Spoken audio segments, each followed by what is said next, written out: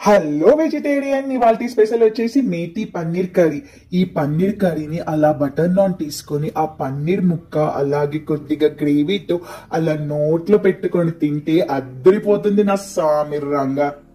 Stove వెలిగించి pan పెట్టుకొని కొద్దిగా ఆయిల్ పోసుకొని ఒక పెద్ద సైజ్ ఉల్లిపాయ ముక్కల్ని సన్నగా కట్ చేసుకొని ఆయిల్ లో డీప్ ఫ్రై చేసుకోవాలి. ఒక గిన్నె తీసుకొని అందులో ఒక పెద్ద కరితతో పెరుగు వేసుకోవాలి. ఆ పెరుగులోకి మిరియాల పొడి, జీలకర్ర పొడి, కారం, గరం మసాలా, ఉప్పు, ధనియాల పొడి, కొద్దిగా కస్తూరి మేతి, మనం ఫ్రై చేసుకున్న ఆనియన్స్, అలాగే ఆనియన్స్ ఫ్రై చేసుకున్న ఆయిల్ వేసుకొని పన్నీర్ ముక్కలు వేసుకొని మ్యారినేట్ చేసుకోవాలి 15 మినిట్స్. ఇప్పుడు అదే పాన్ లోకి కొద్దిగా ఆనియన్స్ ఉంచి అలాగే 1 టేబుల్ స్పూన్ జీలకర్ర, 1 టేబుల్ స్పూన్ అల్లం వెల్లుల్లి పేస్ట్ వేసుకొని అలాగే ఒక టమాటో ప్యూరీ, కారం, ఉప్పు, పసుపు, కొద్దిగా కర్రీ దగ్గరికి అయ్యాక ఇందులోకి మ్యారినేట్ చేసుకున్న పన్నీర్ ముక్కల్ని వేసుకొని ఒక 2 నిమిషాల పాటు ఉడికించుకోవాలి.